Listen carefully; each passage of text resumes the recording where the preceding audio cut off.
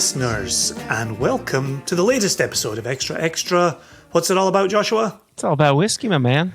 As I just alluded to there, I am Jason Johnson Yellen, your whiskey wizard, and I am joined by Joshua Hatton, your whiskey cherub. How are you doing, Joshua?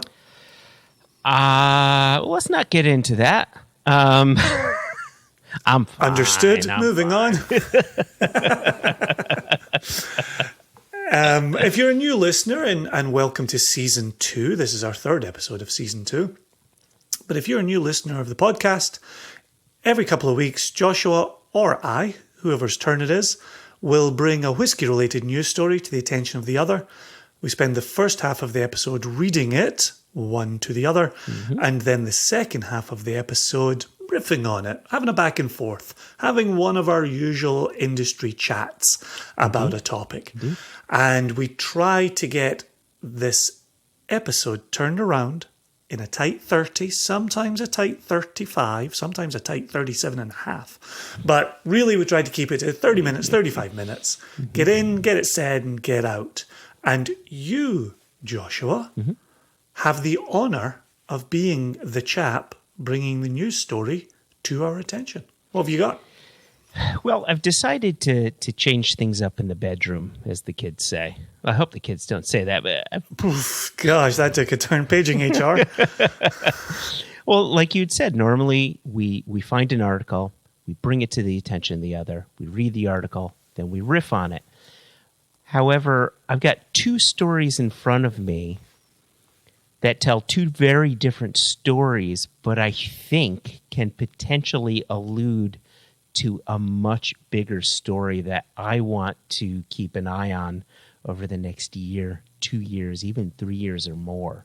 Now, I could be wrong here, but hear me out. Let me read these two articles. Okay. And then I will propose what I think this all means. Okay. Good? Okay. Sounds like a very Joshua-heavy episode, but I'm okay with that. You're welcome. I think our listeners are relieved. Anyway, both of these episodes... Can I go put a laundry on? Carry on. Both of these articles have shown up on the spirits business, which for any of our listeners, it's a great little website to go to, thespiritsbusiness.com. Indeed. And the first article was released on 12th of February, written by Owen Bellwood. And the title simply states, Scotch whiskey exports plummet 1.1 billion pounds in 2020. That's article number one. Just very quickly, you're not going to make a Blues Brothers reference on that name? We got to bring the band back together? I don't know. We play Bellwood? both kinds, country and western. Bellwood. Yeah, I'm not really Blues Brothers. I saw it years ago and I don't remember much of it. Calm down. Paging 3M. Paging 3M. The movie's like 3 hours long. Anyway, get back to your articles. So this is article one. That was the headline of article one. The headline of article two reads, Japanese whiskey faces stricter labeling rules.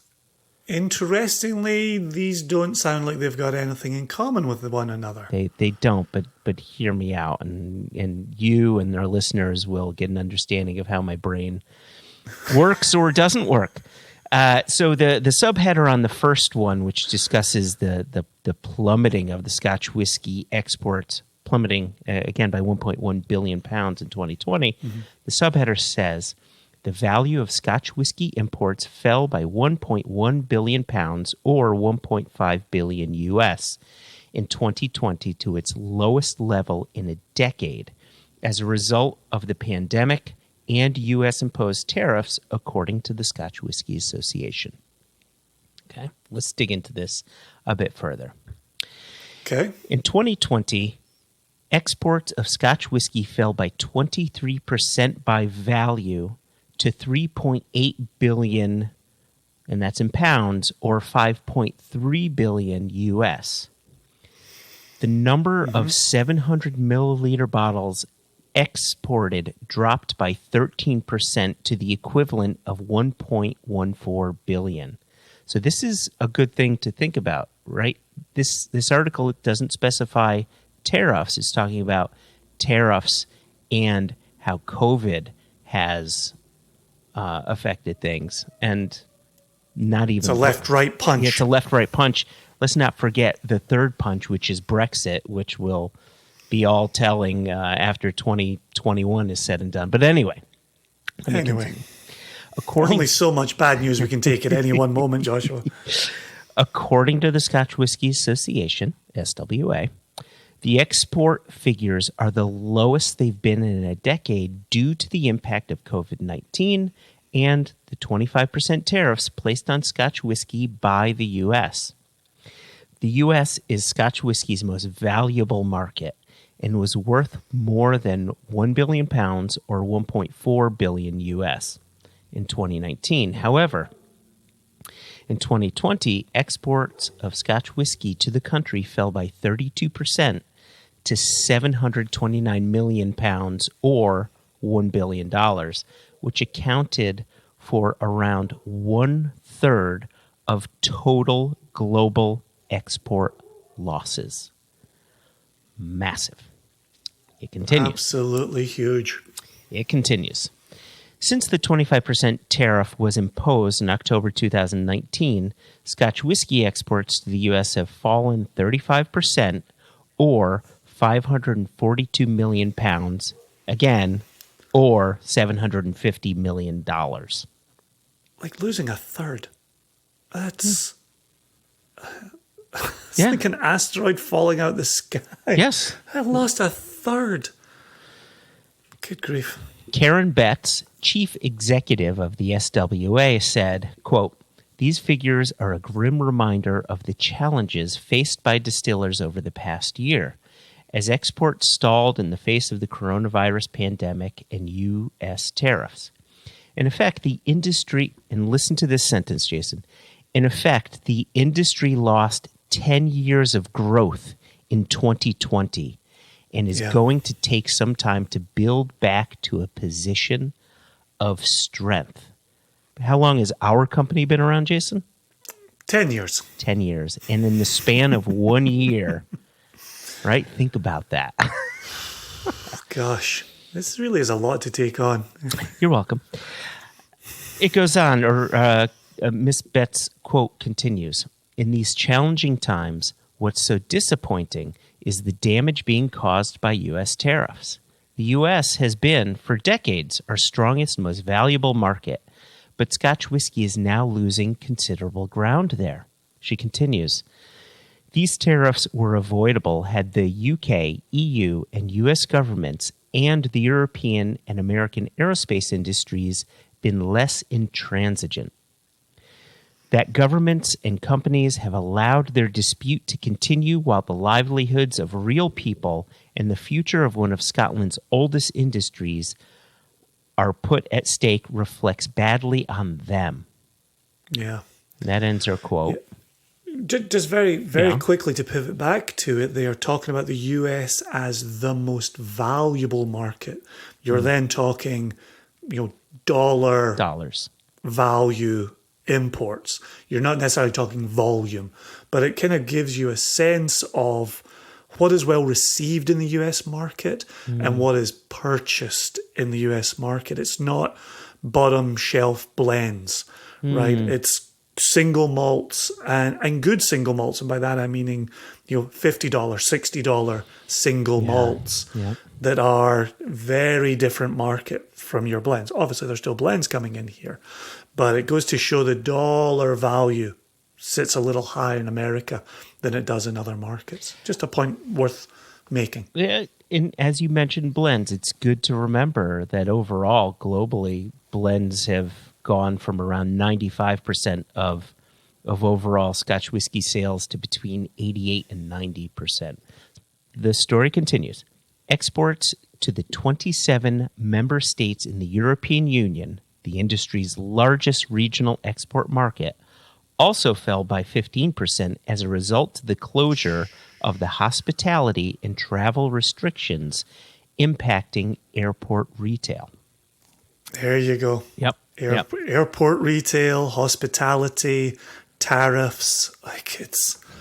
Gosh. Okay. Yep. Chin up, little engine. Keep going. So the second half of this article has its own subheader that says, in quotes, reassure distillers. And so the story continues and says, as a result of the detrimental impact tariffs and the COVID-19 pandemic are having on the Scotch whiskey sector, the SWA has repeated its calls for greater support for distillers.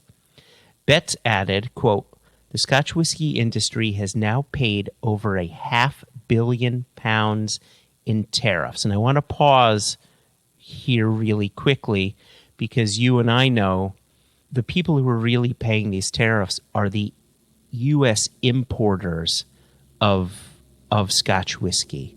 And then those tariffs are passed on to the consumer. Now, in some cases, you've got importers that are working with suppliers to try to mitigate some of these tariffs, to try to, see that less falls on to the consumer. But really, when she's talking about the Scotch whiskey industry having paid £500 million in tariffs, it's the U.S. side of the Scotch whiskey industry that's been bearing the brunt of these payments. Now, Scotch whiskey producers have lost money, and that's its own thing. So you have us paying a shit ton and the distilleries losing a shit ton. Well, do you remember the number that was on the settlement? Was it 7 billion? About 7 billion, yeah. Was it about that? And so look at that. Even with 18 months of painful tariffs, we've got £500 million covered on that. Mm-hmm. We're not even close. Yep, it's like a kid putting pennies into their piggy bank. Yeah. It's like, well done, you've managed to layer the belly with pennies. Now keep filling the entire piggy bank. And like you've said many times, these tariffs are a form of cruel and unusual punishment to an industry that has nothing to do with what the real issue was, that dispute between Airbus and Boeing. But let's save our comments for later. I need to finish these stories. So I'm going to go back.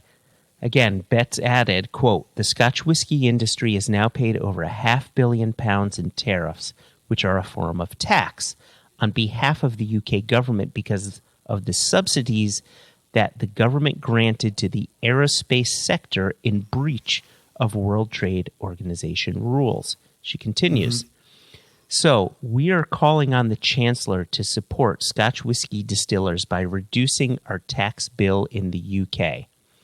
Rishi Sunak, can you explain to people who Rishi Sunak is? Yeah, of course. That's the Chancellor of the Exchequer in the UK government. And they will present their budget in March. The Chancellor always presents a budget in March to the Houses of Parliament, back when they used to meet at the Houses of Parliament in Westminster. Okay.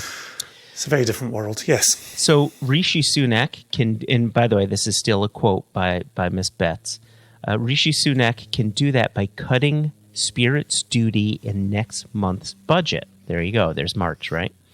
Mm-hmm. That will help to mitigate the damage being done to Scotch whiskey and help to reassure distillers that the UK government wants to support Scotch whiskey in riding out the current storm and returning to growth when possible. Okay? That's story number one. Let's keep this story in mind, okay? A third of overall exports gone by the stroke of 2020. Boom. That's gone because of the U.S. tariffs, because of COVID and how COVID has affected both the hospitality industry worldwide and the retail travel industry, again, worldwide. So keep that in mind. Now, the next article, again, the headline is Japanese Whiskey Faces Stricter Labeling Rules. Now, this article came out today, which is February 16, and was written by Melita Kiley. And the subheader says, the Japanese Spirits and Liquors Makers Association has issued new guidelines on the production and labeling of Japanese whiskey to offer greater transparency across the category. This is something we've been hearing about, rumors around, whisperings about, and so I'm glad we can fold it into this episode, and bless you for making a connection to your first article with this. You're welcome. The new standards for labeling Japanese whiskey aim to, quote, protect the interests of consumers, ensure fair competition among businesses, and improve quality, end quote, the Japanese Spirits and Liquor Makers Association said. The new production standards stipulate that malt must always be used in the making of Japanese whiskey, but other grains can also be used. Water used in Japanese whiskey making must come from Japan. Hopefully, I'm pronouncing this word right that opens up the next sentence, but saccharification, which is the conversion of starch into sugars during the matching process. Makes sense. Right? Fermentation and distillation should be done at a distillery in Japan. Distillation must be to no more than 95% ABV. Maturation should take place in wooden barrels, doesn't specify oak, just says wooden barrels, with a maximum capacity of 700 liters. Japanese whiskey must be matured in Japan for at least 3 years. Bottling must take place in Japan at a minimum strength of 40% ABV. Caramel coloring can be used. To be labeled, quote, Japanese whiskey, all of the above terms and conditions must be met. Furthermore, a product's name, labeling, and marketing should not imply that it is Japanese whiskey. This includes the use of place names such as cities, arenas, scenic spots, mountains, rivers, national flag, and more. Members of the Japanese Spirits and Liquors Makers Association will begin working to the new standards from 1st of April 2021. Producers have until the 31st of March 2024 to adhere to the new regulations. Okay. Yeah, I thought that first date sounded pretty soon, but okay. They've got a longer runway to fit into that. Okay. Yeah. And then the final sentence, or as you like to say, the final salvo, says, oh, gosh. The spirits business has previously reported on Japanese whiskey's practice of blending imported liquid from other parts of the world, which has raised, and then they put a link to these next 6 words, questions about brands' claims of authenticity, period. Whoa, okay. That's the end of, gosh, questions afoot. Let's take a quick break and we'll come back for the second half chat.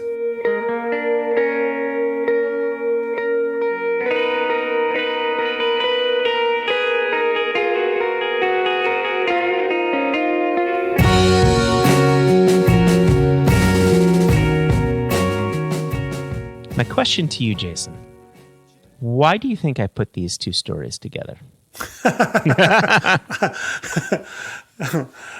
That's like saying, so teacher, why do you think I think you assigned this homework? Other than wanting to get more airtime, because that's not the only reason why I put these 2 stories together.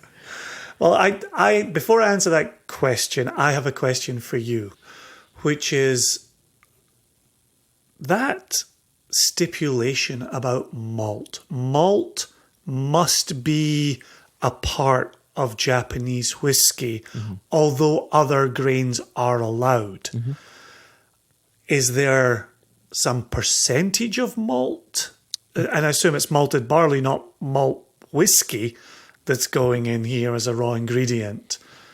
It doesn't, at least the article doesn't specify, right? I think it's purposefully being a bit squishy there. It doesn't specify. And to be honest, I haven't found any other articles that went into deeper detail beyond what's being shown here. Even Becky Paskin on Instagram, and that's where I first found out about it, had posted basically what I read here.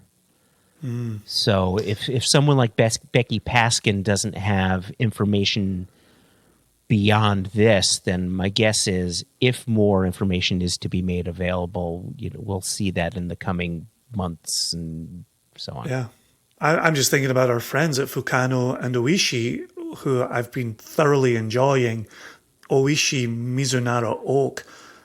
I know this is extra. I don't tend to buy into the hype surrounding Mizunara Oak. I tend to avoid it or find myself underwhelmed by it. Mm-hmm. The Oishi Mizunara Oak finish is fantastic. Absolutely fantastic. But these rules still do not... I don't think, personally, I could be wrong here, but I don't think they have anything to do with Fukano or Oishi or any other brand of rice-based distillate that is labeled as whiskey in the U.S., because even before this, rice-based distillates within Japan could not be called whiskey within Japan and could not be called whiskey within the UK, and that goes back to, and listeners may remember previous episodes with Chris Udy, where we talked about this trade dispute between Margaret Thatcher's Parliament and Japan. Anyway. Indeed.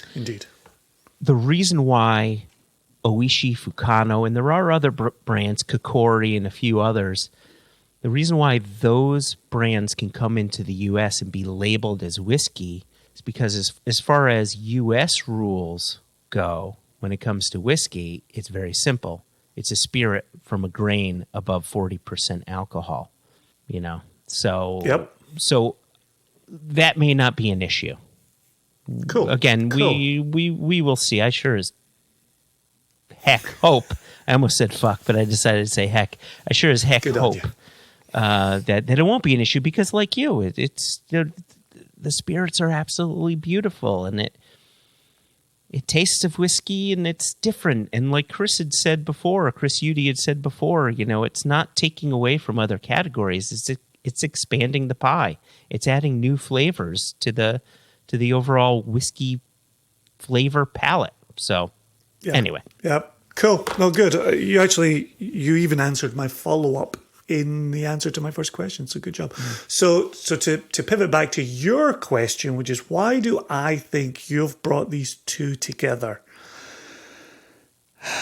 Aside from this being one more place where Scotch might not be able to be sent, although I think you'll see new labels and new product styles coming out of it. I don't think it's a dead end. Aside from that, I'm curious why you did bring them together.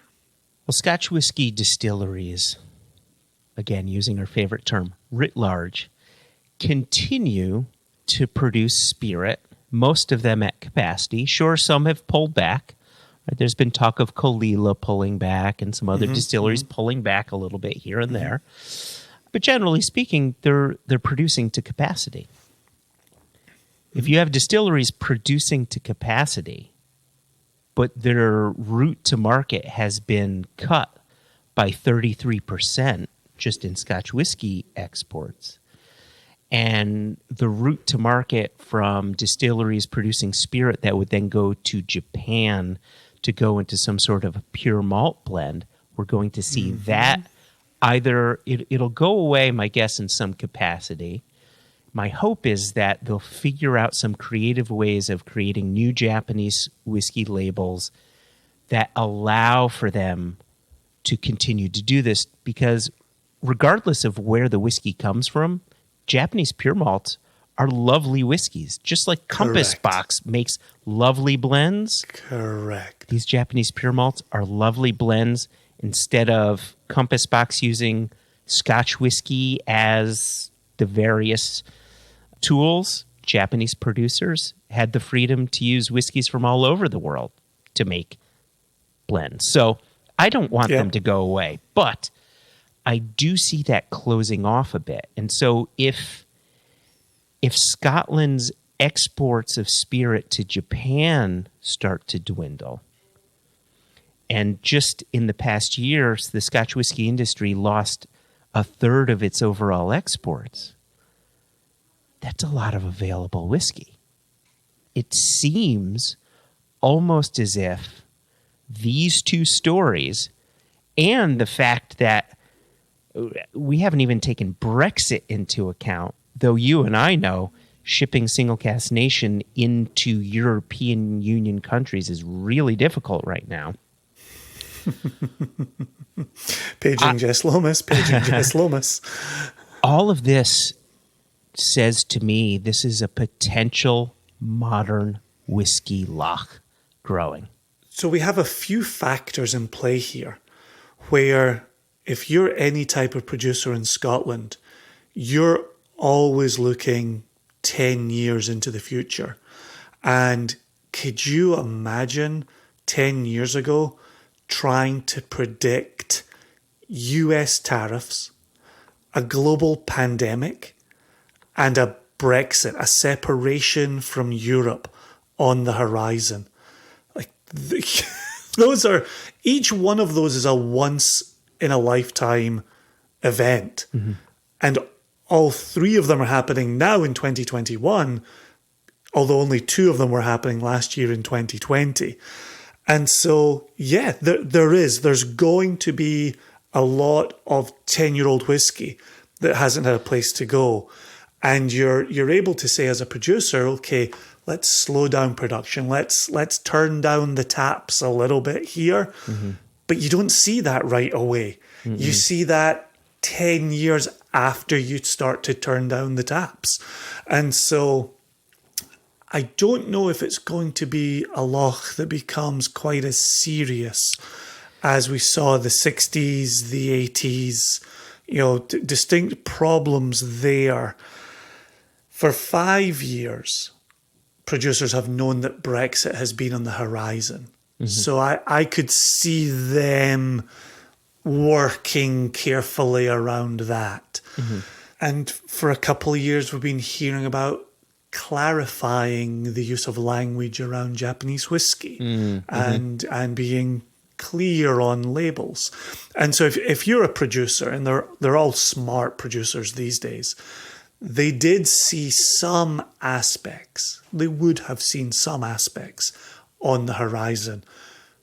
But going back 10 years ago, were you seeing any of that? No, but I think that the problem is much bigger than we're thinking about, or at least that I was thinking about. And as you were talking, it's not that I wasn't listening to you. Mm-hmm. It was that my brain was also working. Let's mm-hmm. think about this. Right, what did I say before about Scotch whiskey blends? Where it used to be 95% of the overall market, now we're looking at 88 to 90% of the overall market. What has COVID done to the hospitality market, to bars and restaurants? Decimated. There's no home for these blends to be going into. Now think about your 120, 130 Scotch whiskey distilleries, 140, whatever the number is, and you've got around 50% of them, if not a little more, whose sole job is to produce spirit to go into these blends that no longer have a home, that have been losing homes over the past 10 to 15 years. So, to the average consumer, they're thinking about Johnny Walker and Chivas and Glenlivet and Macallan. Before us as the independent bottler, we're thinking of Milton Duff and a Thrusk and Dalyuane and all of these distilleries, and it really has me nervous that this can be a fairly large loch. Now, my concern is, if you think back to the loch that was created in the 80s, we got the understanding that there was a downturn in overall sales leading up to the end of the 70s. It progressed, and then starting in around 83, distilleries started shuttering, 83 through 86. They started shuttering, right? I'm very concerned that we are going to start seeing a shuttering if these distilleries don't start slowing down taps sooner rather than later, though many of them are now owned by publicly held companies. They have to answer to their stockholders. They're going to dance a dance, and I'm just afraid some companies may get it wrong, and we're going to see a lot of more jobs being lost. And and I wonder, there's a couple of factors in what you're describing there. Is we've seen a recent slowdown in the markets where blends were king. Make no mistake, blends remain king. But we have been seeing a slowdown, as you just pointed out there. We've been seeing that slowdown happening. However, in 2020, it went off a cliff. And so I wonder if you're a multinational conglomerate, if you're already looking down the road to when this comes back up again, right? And you're saying, okay, if we go through, and I really am just making up numbers here, if we go through a 1-year slowdown, a 2-year slowdown, a 3-year slowdown, hospitality will come back. Travel retail will come back. We haven't lost a demand from consumers. Correct. As much as blends were seeing a slowdown, the demand from consumers hasn't fallen off a cliff. It's how we get products to those thirsty consumers that have currently taken a hit with tariffs and a loss of travel retail and a loss of hospitality. And so if you watch the industry media, Diageo have put millions of pounds and dollars into supporting hospitality during this downturn. Very true. And Very true. Other companies have done this as well. Pernod Ricard, just one other that comes to mind right now, but other companies have done this because that's your route to consumer, and you need to protect them during this downtime to return. So that's why I wonder if you start to see this protection of production for 1, 2, 3 years, knowing that you're going to get a market that you're not rebuilding from scratch. Yeah. You're hoping to jump back on again at 50% capacity, 60, 70%. Again, I don't know the numbers there, but I wonder if that's what you look at as the rebound from an impossible 2020 and then what's going to be an incredibly difficult 2021 and perhaps 2022. That's a really good point about demand, where in previous downtimes for the whiskey industry, it was because there was a lack of demand, and also economic factors took into play. But we live in a modern internet world where everybody has FOMO, everybody's brand conscious. People want to reward themselves, and they want to do it now. The demand hasn't gone away. So that gives me some hope, because without the demand, let's again, and maybe we can end on this, but maybe you have a final comment you want to add in here. Without the demand, think about what happened in the 80s. Again, early 80s distilleries closed, and the industry continued to just move along sluggishly. And then in 1995, and I'll just use the example of Isle of Arran Distillery, that distillery opened at a time when people weren't really giving a shit about whiskey. 1995, whiskey was still not a thing. It wasn't until 2005 that whiskey started kicking off, 2005, 2006, and you start seeing more and more distilleries ramping up production and so on. And so from, let's just say, 1981 to 2005. It took all that time to bring an industry back. And then between 2005 to 2019, the amount of growth that the industry has seen. And now it's we're back down into first gear, right? It's just like, whew, stop. Yeah. Yeah, it's interesting looking at these markers, and fall of 1996 was the beginning of my single malt journey. Mm-hmm. And so I've kind of lived that life of, there's young people like me getting into this. They know as much as I do, but gosh, we're passionate and we're reading books by Michael Jackson and we're learning about this. Through that moment in around 05, 06, where producers start to say, oh, there's a lot out there. Oh, oh gosh, this is global. Into 2010, when you and I started talking about launching an independent bottling company, when you actually had producers say, oh, we actually have to close off some of our routes to market here because we need to protect our brand. And cask sales dipped. Yes, they and did. The availability of casks in 2010 was a kind of a moment of, we're probably not going to do that anymore, or at least for the foreseeable.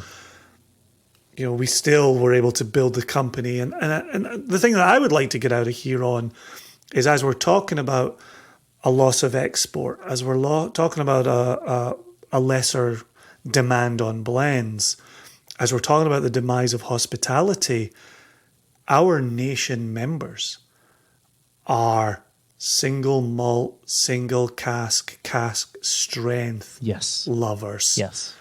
That's their thing. We're not on every back bar in the country. We're not on every back bar around the world. Some of these Scottish brands are. Yeah. And that is insane volume. And so, Mark Watt always says it, in times of boom, independent bottlers are a pain in the tuchus for these, bigger brands. In times of downturn, independent bottlers are their best friends. And I would say, big producers, call us. We'll take your calls. There's some casks that we would love to buy from you, help you with some of your shortfall. Indeed. Just remember, though, that we prefer pricing to be industry pricing and not pricing for quote unquote investor pricing. Oh, geez. Imagine what this is doing to the investor market. If the market's being flooded with whiskey that can't sell, oof, these poor investors. Hey, that's a good point that you raised right at the end. Let's get out of here on that point. If you would like to drop us an email, please send us a note, a missive, if you will, to questions@onenationunderwhiskey.com. No E in whiskey.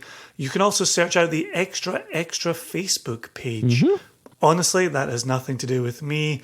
I haven't even looked at it, and I do apologize, Joshua. You are the man behind that Facebook page. And so please, listeners, go and support Joshua. He works hard at this.